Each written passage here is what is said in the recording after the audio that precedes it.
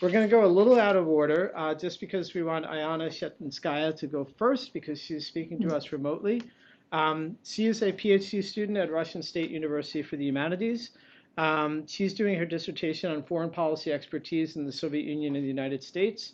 She's also a research fellow at Stanford US-Russia Forum, and she holds a master's degree from North Carolina State University. So Iana, over to you.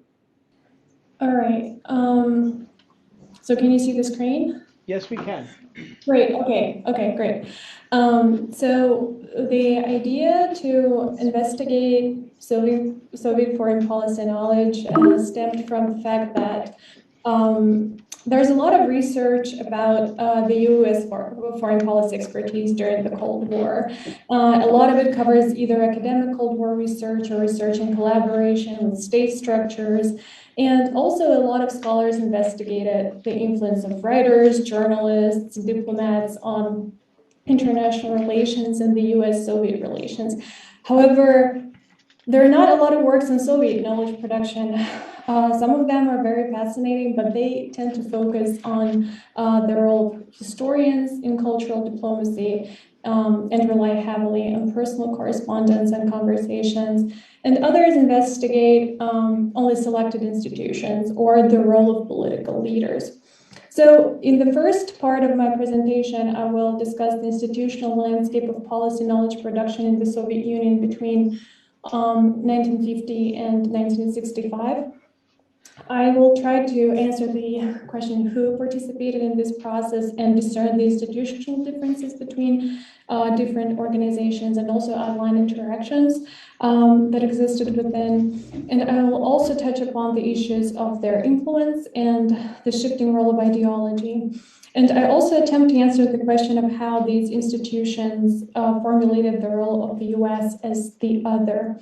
And it was also interesting to look at how and whether their discourses transformed under the influence of key domestic and foreign policy events.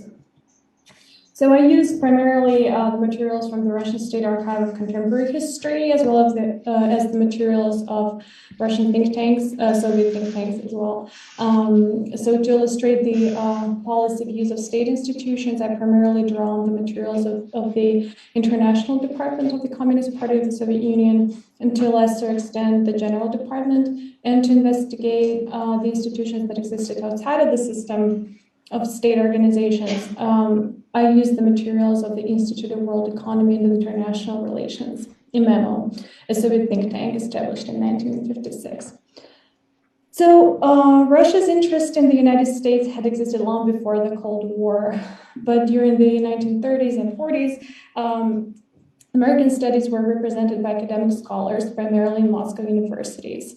Scholars published books on the history of American capitalism, US labor movements, other causes, and similarly to the United States before World War II and the Cold War, international studies often took the form of college courses on the language, literature, and history, and later transformed into exploration of politics and economy.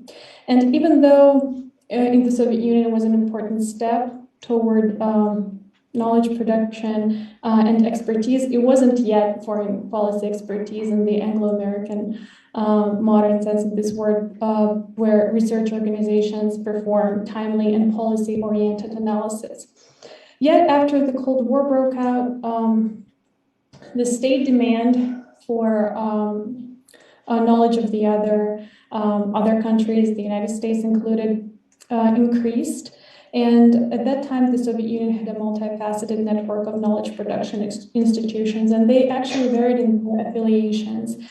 For instance, they were academic institutions like the Academy of Science, and some of the institutions within the academy turned into prominent Soviet and later Russian think tanks. Outside of academia, a few state institutions engage in policy knowledge generation. So these included the International Department, the General Department, and they regularly communicated with other state and non-state agencies, from the KGB, the primary security agency of the USSR, to embassies and editorial boards, and they provided recommendations to other agencies and in some cases confirmed foreign policy decisions. They dealt, however, with only policy matters. Military and defense security issues remained under the authority of the Ministry of Defense and the Defense Council. And in an attempt to process an increasing amount of information coming from multiple state agencies, the International Department and the General Department employed the Academy of Science to analyze foreign policy issues.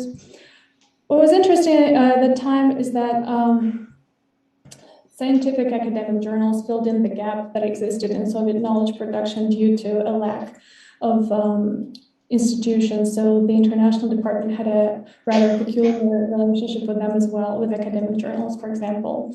Вопрос Philosophy was one of them. So just a few words about the International Department. It was founded in 1943.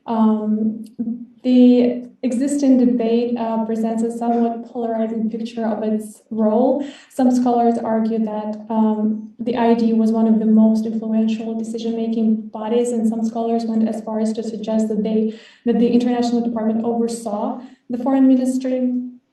However, others assert that while the department's role in the third world was often decisive, in other foreign policy areas it remained fairly limited.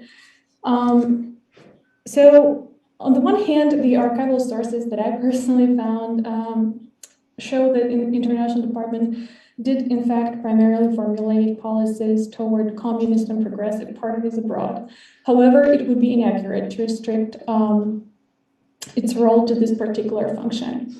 Organizationally, it interacted with all kinds of institutions and on all kinds of issues, so it could comment on the Soviet relations with Australia, with Scandinavian countries, with the United States, and others. For example, in the 1960s, the KGB presented the ID report on the meetings of foreign experts between France, Germany, Italy, Great Britain, and the United States on the cooperation among them and establishing scientific contacts with the Soviet Union. And after the ID process, these memos, they were either signed and sent to the General Department or sent to other institutions for feedback before making a final decision. So the question of influence, of policy influence, is very interesting here because it's often challenging to identify direct linkages between domestic and foreign policy events and the content of the ID materials. Often the ideas that circulated in the International Department were not an indicator of the upcoming political events, but rather a lagging factor and a consequence of policy events.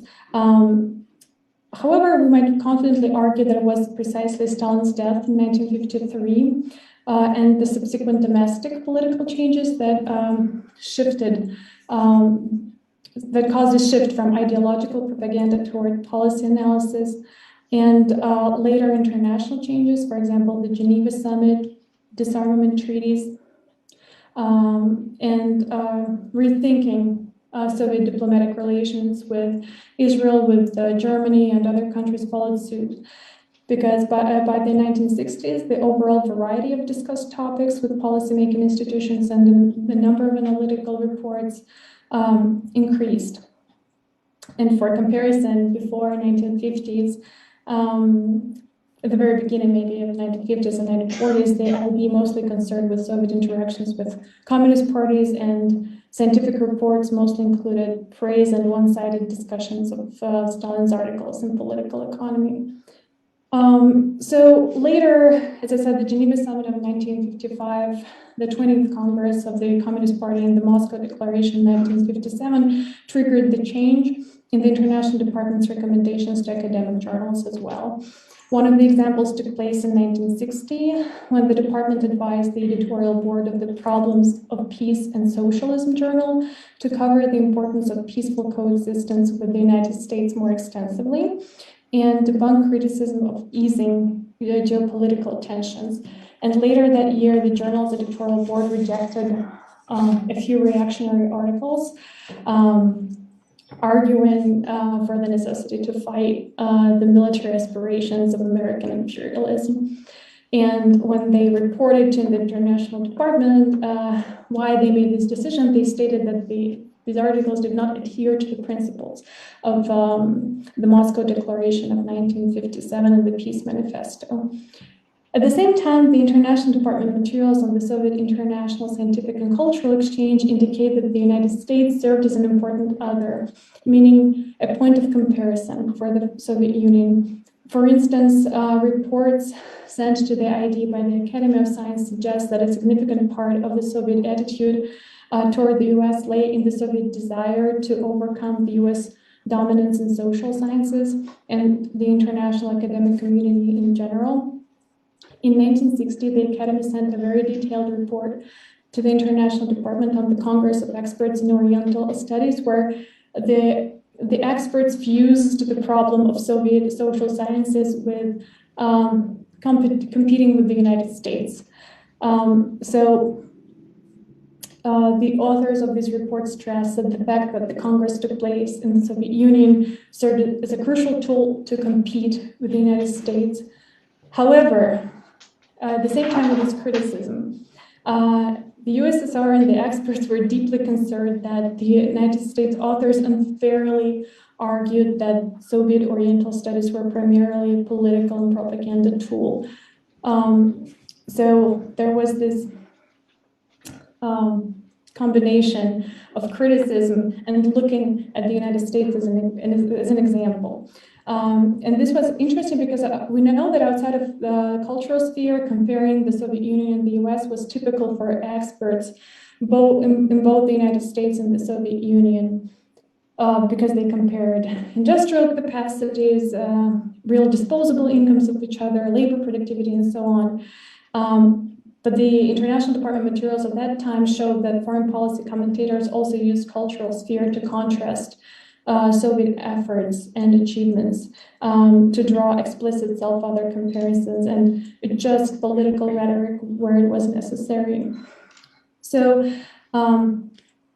another point to the question of influence, that it should not really be overestimated, because the International Department really often received and generated discourses and reports, but it did so often after important political events. For example, in 1960, the International Department received and commented on the report on the historic visit of Khrushchev to the United States in 1959, and it gave the language to this, to evaluating this event. So it highlighted that it was a milestone for looking for paths for strengthening the ties between the Soviet Union and the United States, and that it should end the reactionary discourse between Washington and Moscow.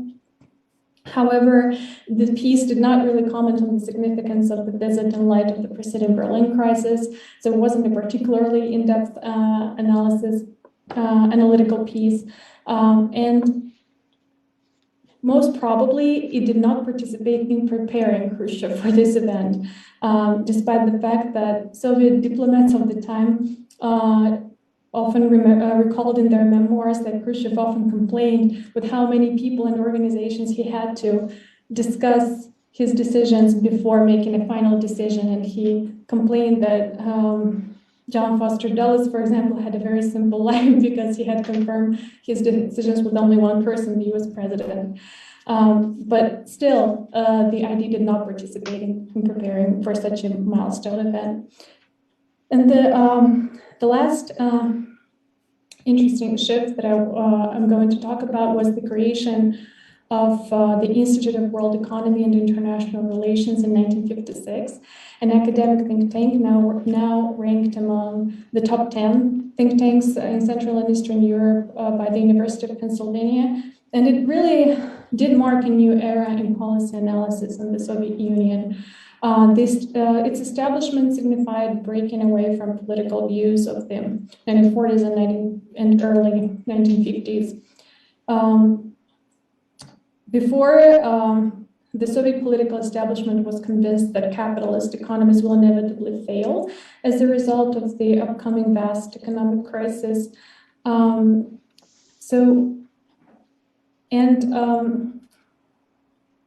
The memo took a completely different approach. It used a wide variety of sources, and the experts recalled that it was a completely different level of policy forecast. And William Zimmerman, for example, an American scholar, describes its materials as a striking transformation in Soviet thinking about the international relations.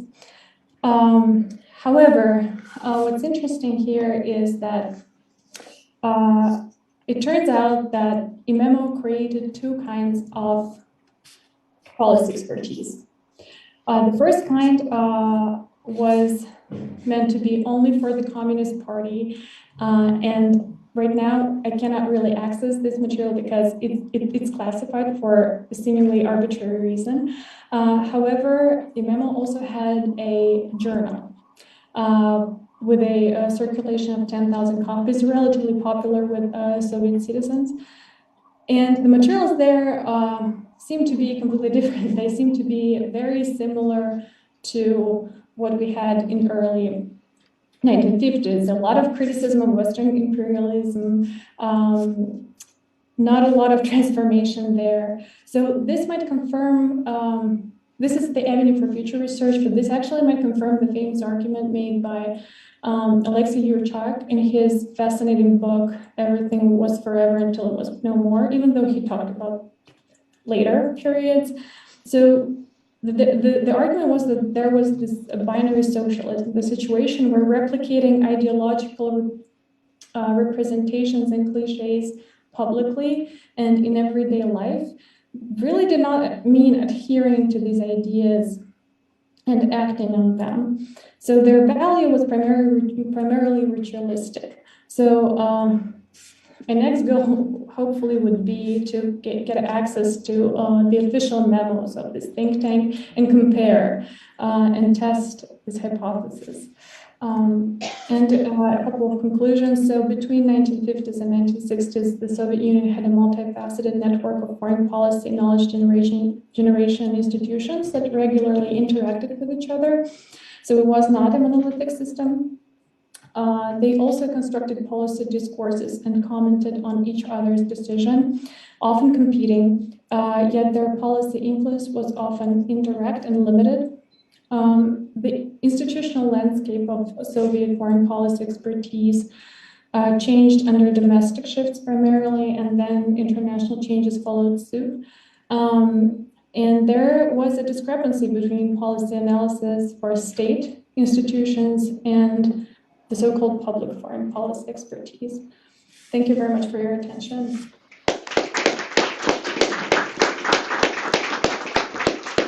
Thank you so much, Iana. All right, so next up we have Alex Slangstaff. He's a PhD candidate at New York University. I have a PowerPoint. Oh, yeah, okay. Thank you very much. Yeah. All right, so Sorry. that's okay. So while we key up Alex's slides, let me just tell you a little bit more. He's, as I mentioned, he's a PhD candidate at NYU. He's also a visiting researcher at the Czech Academy of Sciences. His dissertation is on the emergence of public opinion research under state socialism. And he's going to be speaking to us today. His paper is titled Trusting Your Enemy, the Uses and Abuses of Social Research in the Eastern Bloc. So over to you, Alex. Thanks, Matt. While it's loading up, I just want to thank Victoria, Christian, and Chuck for helping make this happen. It's been an amazing past week. And to the Cold War Center at Corvinus for hosting us. Oh, yeah, sure.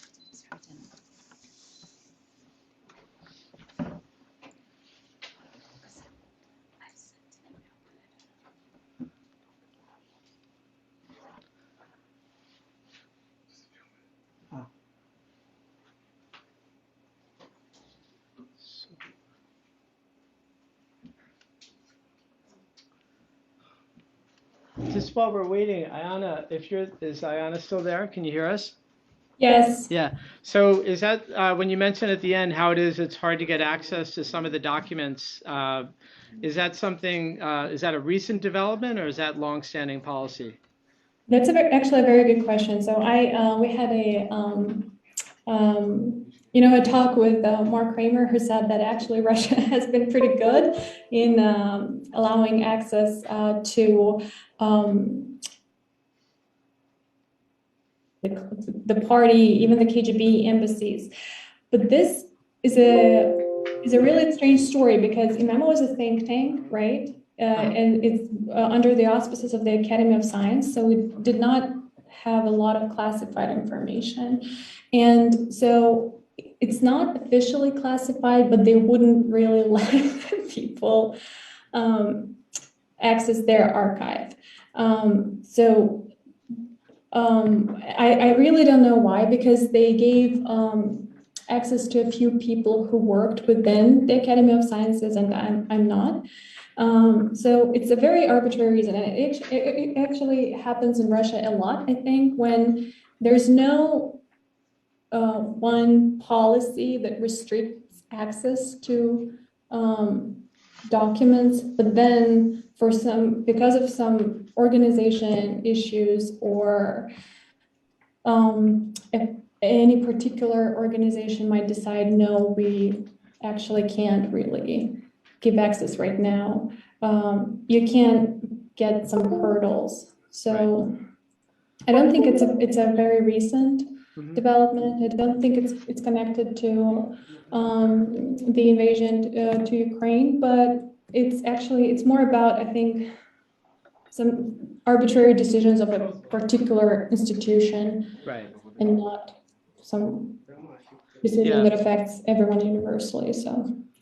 Yeah, I mean, just doing research myself, sometimes non-governmental organizations can be extremely restrictive, and sometimes rather arbitrary,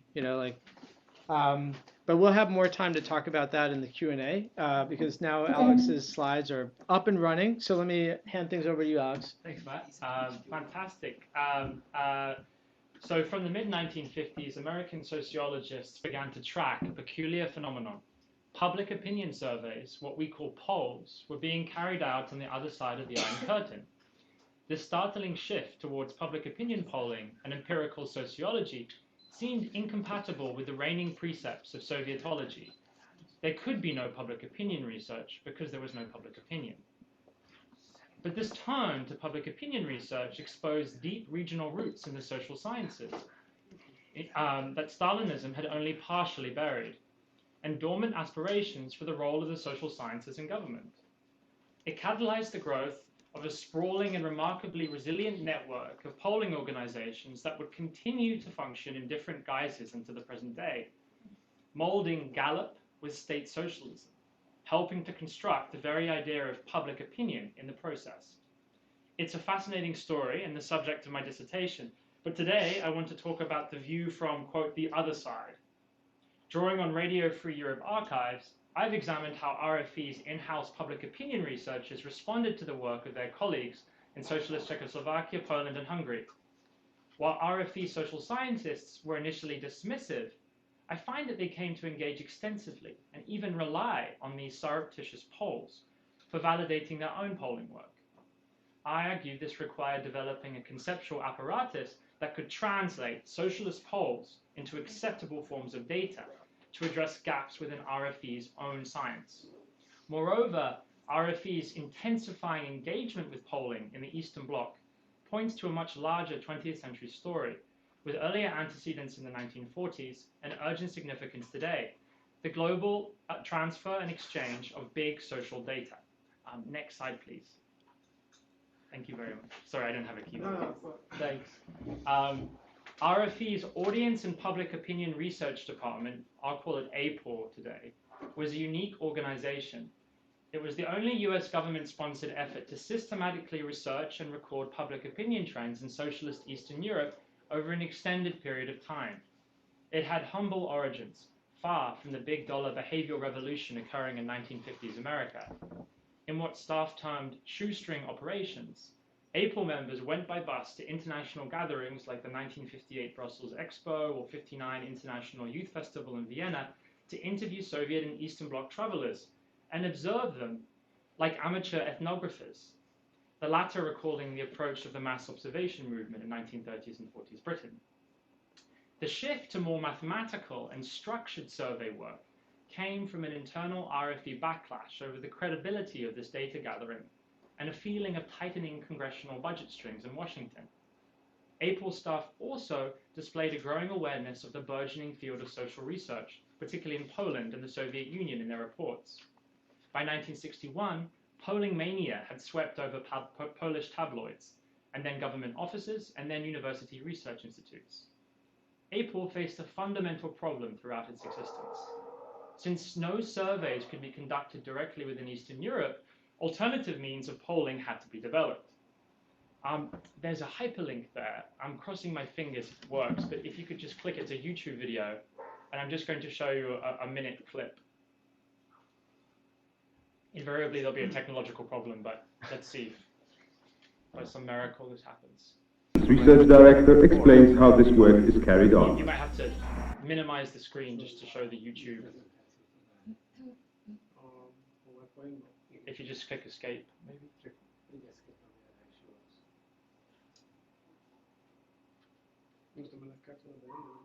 Here we go. Perfect. And just enlarge it. Thank you. To estimate the size of our audiences, we use the most modern polling techniques adapted to our special situation. Since we cannot get behind the Iron Curtain, we interview travelers, tourists, and refugees in such cities as Vienna, Stockholm, Paris, and Rome.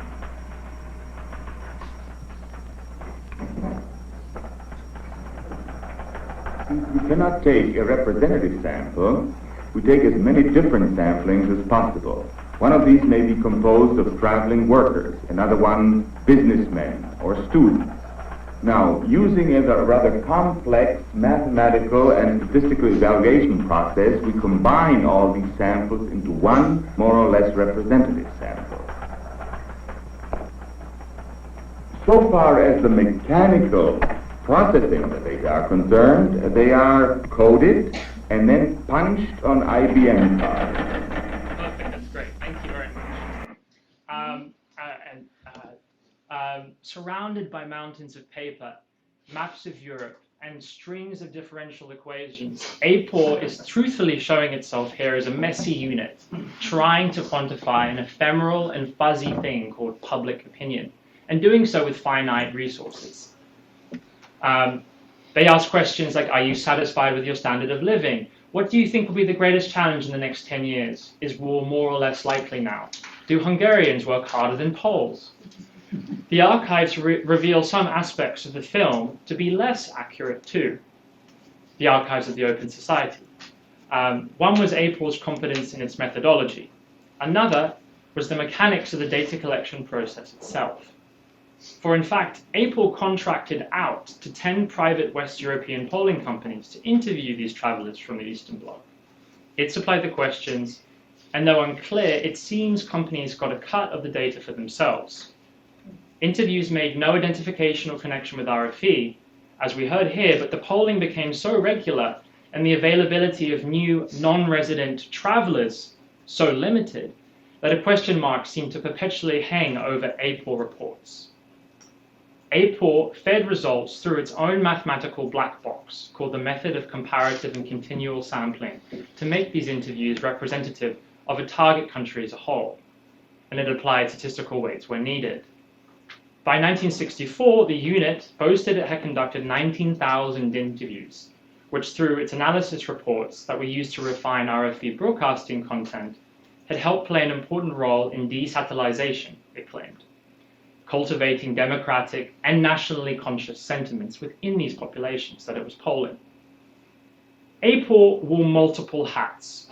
It was a research organization that actively participated in theoretical discussions at conferences and networks of the transatlantic polling community. It was the audience research arm of a media conglomerate, chasing higher ratings as well, not only against its Western rivals, but Radio Warsaw, Prague, and Tirana. And it was an intelligence gathering operation. APOL took to monitoring public opinion research itself in the Eastern Bloc, much as RFE's different country units famously monitored and transcribed communist TV, radio, and print media. The next slide, please. Thank you. Why and how did it monitor this public opinion research? its staff approached Czechoslovak, Hungarian, and Polish Poles like engineers in those countries approached Western microprocessors smuggled eastwards. They took them apart and they tried to put them back together again. Here, very briefly, because I can't really tell you too much about the polls that were happening themselves in my 15 minutes today, these are three examples. So from the left, three forms of this polling knowledge.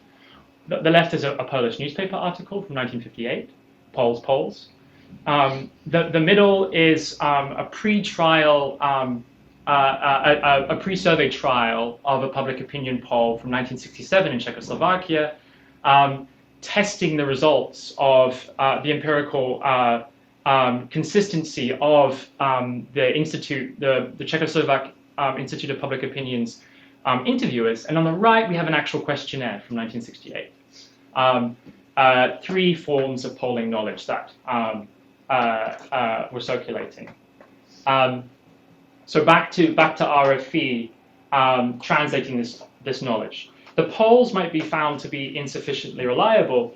Pardon me, a big lunch and no coffee.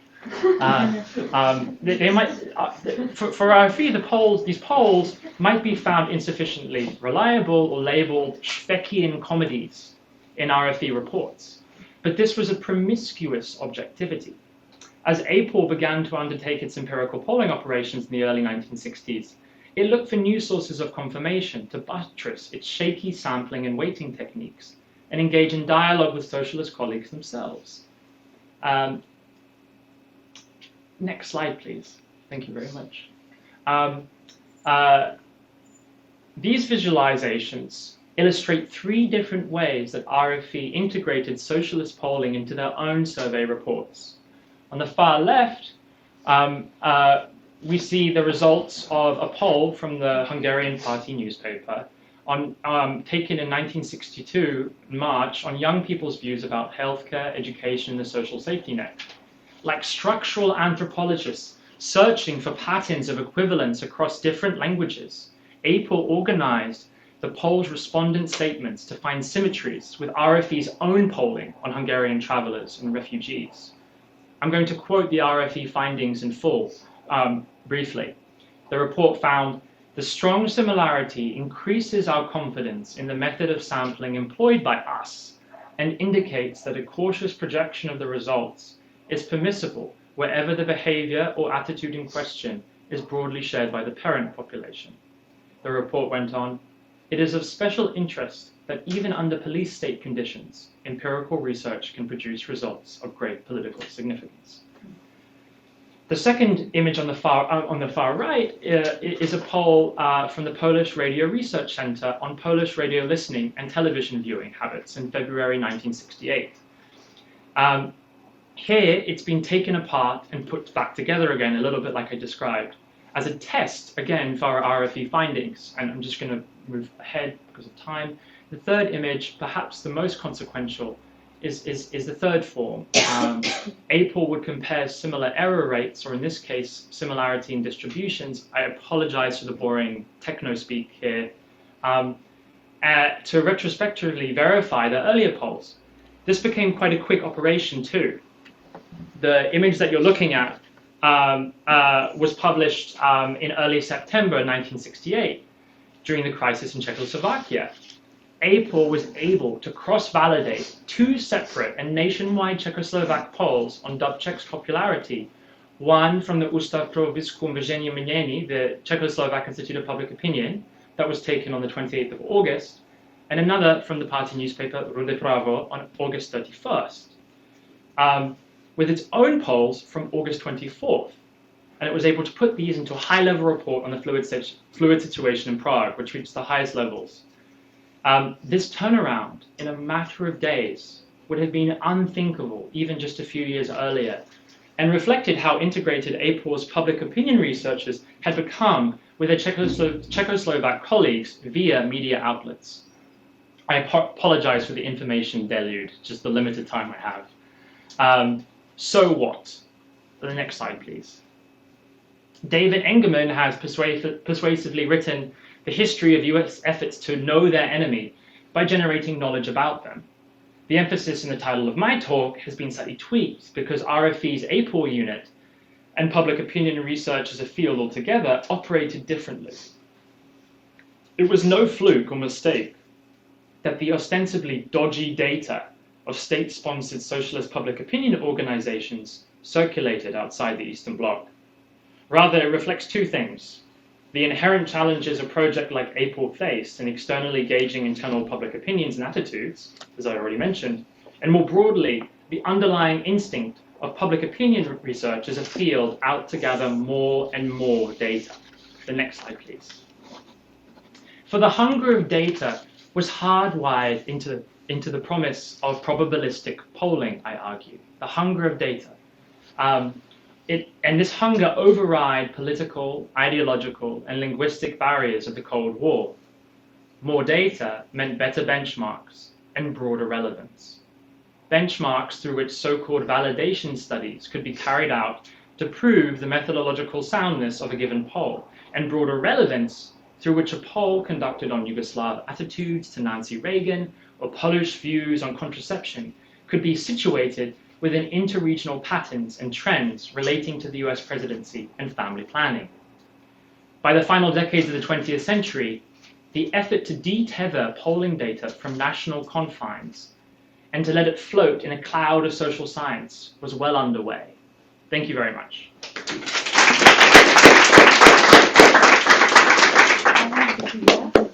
Thank you so much, Alex. Thanks for keeping to time as well. All right, so lastly we have Liliana NITTI.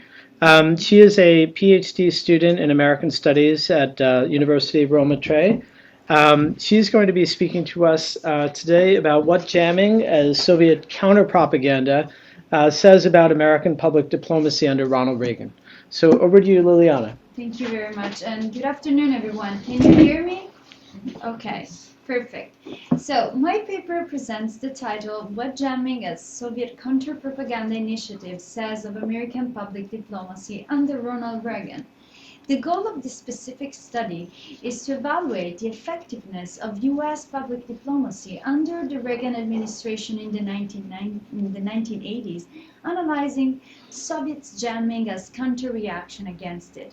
More precisely, the following essay addresses the issue looking at how the Soviets and the KGB reacted to the significant increase in Western broadcasts through Radio Free Europe and Radio Liberty promoted by the American administration in those years. Like this. Okay. Oh. Well, okay. And the aim is to see how, regardless the critiques that many address to Ronald Reagan's direct rhetoric and straightforward stance against the Soviet Union, he actually undertook a significant effort to project a reinvigorated image of the U.S. at the domestic level, reinvigorating American economy and transforming significantly American society, favoring the rise of a new social elite in power, and at the international level, strengthening U.S. public diplomacy apparatus. Indeed, as we can see from the picture over there, and for time purposes we cannot go through the videos, since the early Cold War years, Reagan had strongly believed in the power of international broadcasting, advertising since the 1950s the promotion of a truth campaign, sustaining the crusade for freedom, and inviting Americans to contribute with truth dollars to the mission of the radios of spreading liberal ideas in the rest of the world. Once he took office, he renewed his commitment to fight the war of ideas against the Soviet Union, promoting truth, launching directly the so-called Project Truth, and devoting substantial funds for the renovation of U.S. public diplomacy tools, such as the United States Information Agency, Voice of America, and Radio Free Europe, Radio Liberty. At the same time, he introduced also Radio Marti, a surrogate home broadcaster administered by the UCIA, to promote American ideals and interests around the rest of in Cuba. He established also a new grant-making private institution, the National Endowment for Democracy, to provide financial assistance to democratic opposition. Okay. Indeed, Arch Paddington says, and I quote, "Of America's 9 Cold War presidents, none was as committed to the mission of the radios as Ronald Reagan." And of course, you're emphasizing the president's intent of conducting a vigorous offensive in the global war of ideas against the USSR. Thank you. Thank you. The revival of American public diplomacy in the 1980s, using the radio as one of its main tools, had a strong impact on Soviet leadership, both in economical and psychological terms, forcing them to foster their counter-propaganda initiative. Hence, the 3 main questions leading this analysis are: first of all, what were the reactions of the Soviets facing this renewed Western public diplomacy influence through international broadcasting? Second of all, can we link Soviet jamming increase in the 1980s of RFE-RL to the intensification of American public diplomacy in the same years? And third, what the Soviet jamming increase can tell us of the effectiveness and contribution of American soft power under Reagan? Okay. Radio Free Europe and Radio Liberty, which merged in 1976, so we can already talk about RFE-RL as Western surrogate broadcaster, promoting liberal ideals through the voices of Soviet emigre and dissidents, served as a credible source for alternative information for the people of Eastern Europe. Particularly, it played a key role in the 1980s, not only sharing and reporting the benefits of democratic freedom, but most of all amplifying dissent in oppressive regimes in Eastern Europe. As main counter-reaction, Soviet leaders significantly increased the jamming of RFE-RL, which as reported, kept on rising throughout the 1980s. Parallel to Reagan's administration. So specifically, Soviet jamming intensification is what opened the way for researching to what extent it can serve as an indicator of success of American public diplomacy during the Reagan administration. Despite lacking the consultation of direct Soviet sources, which will hopefully be integrated in the near future to provide a more comprehensive analysis, preliminary research for this work has been conducted analyzing the sources available at the Wilson Center Digital Archive and the Open Society Archive. Indeed, I have relied on the documents of the Wilson Center Digital Archive to retrace the opinion of the Soviet regime towards Western broadcasts and the consequential discussion of jamming as countermeasure against it. And furthermore, I have read the background reports of RFE-RL collected by the Open Society Archives to retrace the topics of the domestic and international affairs of communist countries considered relevant by the staff of the radio itself. These reports indeed help to shed light on what aspects of communist life served as the basis of radio scripts, as well as what were the development worth of Washington consideration in those years. However, they could be further discussed, addressing a more specific analysis on the coverage of RFE-RL in a second moment.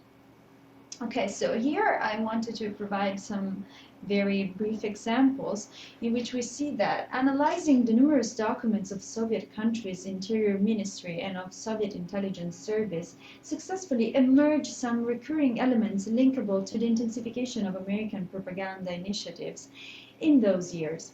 Western broadcasts, especially RFE-RL, appear to be targeted, as we can see here, as an enemy, hence a serious threat to the Soviet system, perpetrating ideological sabotage and requiring the development of active measures to prevent and intercept its subversive acts. Then,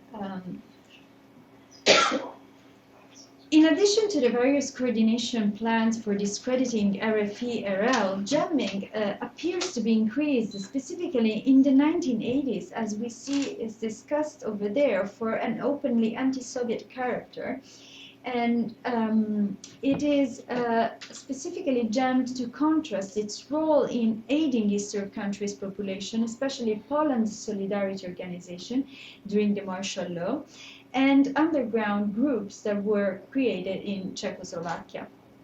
Finally, among Soviet officials here in Bulgaria was reported a state of permanent suspicion and doubt regarding the presence of spies affiliated to the CIA among the staff of émigré of RFI-RL, gathering information for Western propaganda purposes against the regime. So, therefore, the evidence collected so far confirms the thesis according to which the intensification of Western propaganda adopted during the Reagan administration produced a significant response in terms of Soviet jamming as active measures against it. The many references in the documents to NATO or Western countries promoting liberal ideals and to the US more specifically undermining the Soviet social political system, emphasized the impact of a reinvigorated American presence in the international scenario after the turbulent years of the 1970s. Certainly, on the one hand, the permeation of Western ideals into Eastern Europe has been mostly enabled by RFI-RL broadcasts and its promotion of new demands and alternatives for oppressed populations since the early Cold War years. On the other hand, we can argue that launching his Project Truth against the USSR and reserving more commitment and funds for international broadcasting, Reagan successfully strengthened the role of RFI-RL in favoring these reactions of Soviet leaders, as well in spreading optimism in its audience. Hence, drawing to the conclusions, first of all, this paper can set the path for further research on the role of American public diplomacy in achieving the conclusion of the Cold War. Second of all, this study can serve as a contribution to enhance the importance of soft power tools and public diplomacy to deal with international challenges. And finally, this essay aims to encourage the study of soft power activities and of psychological warfare during the Cold War to open not new space for debate over its relevance today. As the history of those years proves, a strong public diplomacy apparatus as well as a vibrant civil society are the driving force for sustainable and enduring peaceful change, very much needed today. So, thank you very much for the attention, and also I would like to thank you, the organizers and hosts, and not least the Open Society Archives for letting us conduct an in-person research that was remarkable. So thank you very much, everyone. Yeah, thank you very much, Liliana. Thank you also again for being so disciplined in your use of time, and excellent use of time. If I could, I obviously I want to open it up to the audience, but I always think that, you know, when you bring people together in a panel, it would be a shame not to let them, you know, engage with one another, because actually, you know, these three papers I think really do speak to each other. And so I'll just, if you don't mind, just be a little bit provocative. When Alex, when I listened to your talk, and I particularly loved, you know, the speaker with the pipe, you know, and the desk that looks a lot like my desk, and I kept thinking that pipe is gonna, you know, that's a fire hazard. He's gonna set fire to it. But it makes RFE's polling operation, you know, look a little bit hapless, you know, and obviously they had a hard target, right? And they're trying to assess public opinion based on the views of refugees and tourists and so on. But, you know I'm flashing forward a bit now, but when you listen to Liliana's talk, it sounds as if at least the Soviet leadership saw RFE as quite formidable, right? And if they didn't know their audience, at least they knew how to irritate, you know, Soviet leadership, at least by the 1980s, maybe, right? And so I'd be curious to hear, like, what you think, right? I mean, does it surprise you in any way, you know, when you hear, at least by the 80s again, you know, that RFE is seen as a kind of threat that has to be stopped? And then conversely, Liliana, if you might say anything about, you know, what you make of what you've learned from, I know Alex was delivering his paper rather than providing a written version, but what you think of what's behind RFE in terms of, like, at least to the extent they were using their research to inform their broadcasting, you know, what do you make of it, you know, from the point of view of how Soviet leaders were responding to it? And then just to bring, if I could, just to bring Iana into this, I'm curious too as to whether, given this was a period in the United States when there's a tremendous amount of opinion polling, in the 1950s and 60s, and even more as time went on. Did this Soviet America experts, did they analyze American public opinion polling? Is that something that found its way into the analysis of American society? Maybe the answer is no, and that's the end of it. But I'd just be curious if that's the case. So anybody can jump in any order. You could go first if you want, Alex, since Sure. I put you on the spot, right? It's kind of chronological, maybe. All right, sure. Thanks, Matt. Yeah, that's a great question and really nicely positioning with the other presenters. I love doing that. I would say that the first thing that comes to mind is how I don't know if the Soviet intelligence community knew about this, but I know from my own limited work with declassified documents that RFE was one of the few outfits really doing this public opinion and attitude work. In 1957, the U.S. intelligence community tried to start doing something, and there are some interesting documents about how the CIA didn't do public opinion polling and didn't trust public opinion polling, and the State Department didn't trust USIA's public opinion polls. That was the main government sort of sanctioned public opinion polling happening abroad from Washington. So this kind of laboratory didn't really exist in Washington, and so I think and RFE was a very leaky organization. There were mics under the salt shakers. I'm sure there were loads of Soviet agents there. So it's not crazy to suppose that they were aware of what it was doing, and even though it was a messy organization, the ideas behind what they were doing were powerful, and that felt threatening. And it was only in 1981, from declassified docs, this is the last thing I'll say, I want to give you guys time, that the CIA began to seriously explore systematic public opinion polling, and that was through the metaphor of a data archive. But for that, they wouldn't produce their own polls, they would buy them. They would buy the polls, and they would just design their own software to be able to translate the polls into something that analysts could understand. But in a way, where I ended my presentation talking about this, I know it was a little bit jumpy at the end, and that was a map from 1948, that global map of public opinion institutes. That was already 1948.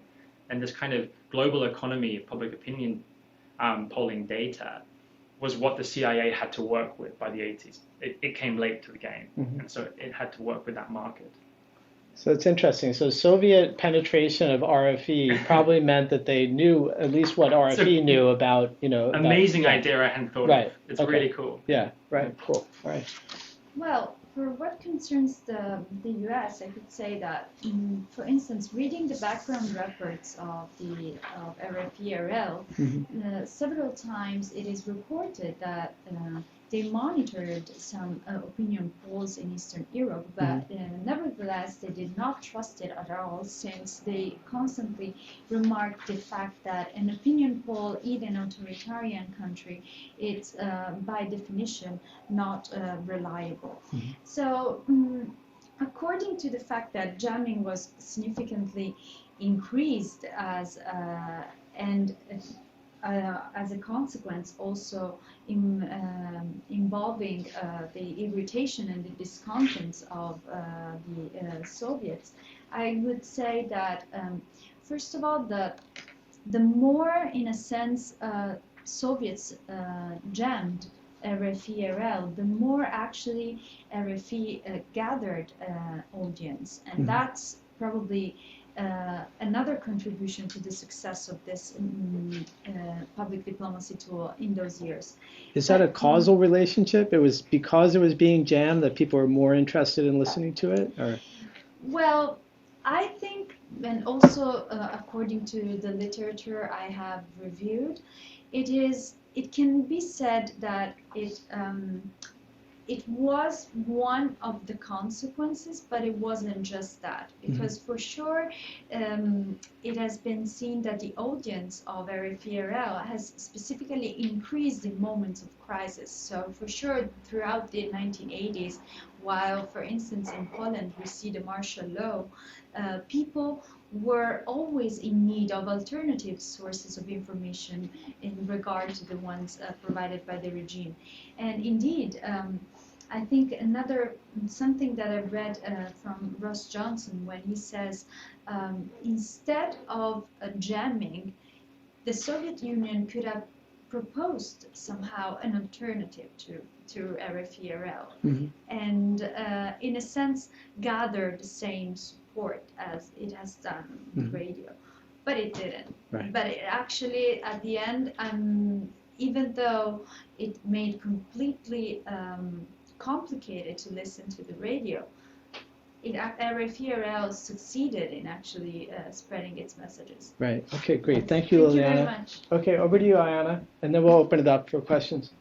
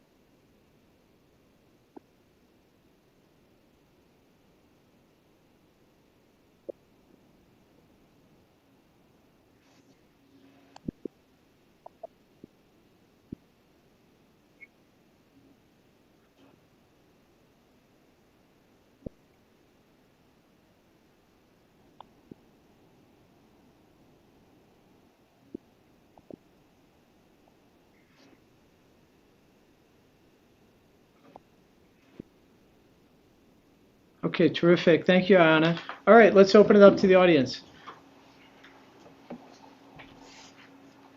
Yes, please. Thanks everyone for your presentations. I actually had a question for Alex. You spoke about this kind of insatiable hunger for data, right? And I wanted to ask you if you have encountered those who were involved in the generation of this data. Were they ever like tripping over all of this information that they produced? Because I imagine that there was just so much that it was hard to actually inject any meaning into it, right? And I would also like to ask if you think there were any kind of glaring oversights, like maybe phenomena that they missed because they were so blinkered in what they were looking for. So this would be my question to you. Thanks, Grace. So the kind of Daniel Kelman, the second one, the Daniel Kelman, just go to the archive, open up a box. You know, what other questions already? Are they looking for things when they go through the data? I mean, both of those are great questions. The first one relates to the labor of involved in data, which is a new area of historiography. It is one that deals a lot with gender because it was primarily women doing the work, you know, of processing the punch cards, tabulating the results, cross-checking them, And so the avenues for that artisanal knowledge to filter back into the actual research findings were constrained or by prevailing workplace dynamics. At different organizations, this was different, the role that women had. But that kind of but the labor of polling, there's a lot of data, but I showed you a questionnaire. Some of the questionnaires ran to about 55 questions, but on average they were around 12 to 15. And this was standard mid 20th century, both Czechoslovak and RFE polls. So with 15 questions, right, and then there are different types of questions you can give in a poll. You can give open-ended questions, closed questions. There are big debates in the polling community about the efficacy of these different models. But you actually get, there's polling mania, but there isn't like a flood of data. It's actually fairly compartmentalized with these mathematical models that churn it and process it and put it into even smaller slivers. And then to the second question very quickly. It's a wonderful question. Were they blinkered? I think both pollsters in, let's say, Czechoslovakia in periods of intellectual freedom and at APOL prided themselves on being self-reflective and self-critical social scientists. So every poll was accompanied by a method section and by a section that was, self-critically looking at what they had done and what they had missed. And polling is a very accumulative business. When I said more polls, more data, this hunger for data, that's because you can build up more longitudinal data, which can enhance your models, enhance your findings.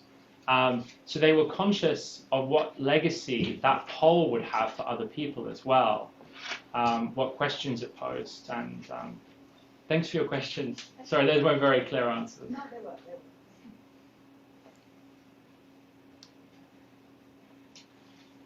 Well, I guess I have a follow-up. So, this is not something I've ever studied, but I do remember, when you began your paper, you were talking about how before they started doing more systematic social sciencey type polling, they were amateur ethnographers, and they were like kind of interviewing and so on. But isn't that something like what the CIA was doing by the 70s? Didn't they interview lots and lots of Soviet emigres, especially ones who'd served in the Soviet military? Like, you often hear about that as a source for information when they began to, realize the kind of structural problems of the Soviet Union. Was that more of an influence? I know I'm asking you to speak outside of the area of your research, but did and maybe even go forward in time, but by the 1980s, they're doing a lot of those kind of interviews, right? And is any of this research like kind of changing minds or informing views about the viability of communist systems in Eastern Europe and the Soviet Union? I can speak less to the intelligence side of things, just because it remains a little bit of a black box in my story, where a few documents allow me to say something about what else I'm focusing on. But in terms of interviewing and being amateur ethnographers, this actually, in my view, in my interpretation, doesn't necessarily represent a lesser form of knowledge than a Gallup laboratory systematic IBM poll. It's an alternative form of knowledge. It's an alternative form of data, and the history of polling in the 30s and 40s when it kicks off. Gallup starts in the mid 30s. Roper starts in the mid 30s. Then it intensifies during World War II, like everything else in the social sciences. In Britain, the mass observation movement I mentioned was this alternative form of polling, which was basically an army of thousands of volunteers in Britain who would write diaries and conduct interviews. So that created a question about what do you do with this data? And like Grace's question, you can code in IBM cards from these questionnaires. It's harder to code diaries. It's harder to code and standardize interviews. Like the Harvard Refugee Project, right? There's that incredible archive at Harvard where, sometimes in collaboration with RFE, they interviewed Soviet and to a lesser extent Eastern Bloc emigres over a number of years in the post-war period in refugee camps and transit zones. I just see it as a form of knowledge that didn't win out, but in the scientific community, but kind of won out in the intelligence community from what little we know. Mm-hmm. They are competing forms of knowledge. Yeah. Okay. Yeah, question in the back. Yeah. Thank you for your papers and Iana for joining us via Zoom. I have a question for Liliana. Do you think that because there is so much controversies around around Ronald Reagan, the face of being tear down communism, Mr. Gorbachev, tear down this wall. People imagine that he take the Berlin Wall by himself. And I wanted to know if this kind of use of media, and especially the radio as you highlighted, is more to keep him busy, I would say, but I'm really extremely condescending in that case. There was something really a political strategy that his advisors, inner circle, wanted him you. So basically, being the figure of this kind of liberty guiding the free people. Well, I guess it's actually maybe for Ronald Reagan more than any other president, especially in the Cold War years. I think we can specifically talk of a willingness of President Reagan itself of using the television, first of all, since as we've seen in the 1950s with his advertising, but also as if we want to recall his previous career. In a sense, he probably according to him, as the main strategy to talk and to speak, in a sense, to its audience and to the rest of the world was exactly to rely on these public diplomacy tools.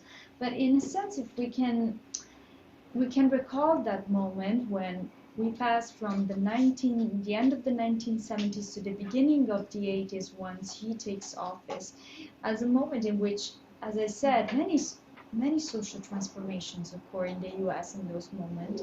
And in a sense, he had, it seems that he had this duty of somehow cheering up the Americans themselves after a president like Carter and all the turbulent years of the 1970s. So in a sense, as I said, he was absolutely criticized for its abuse also of this idea of truth, in a sense.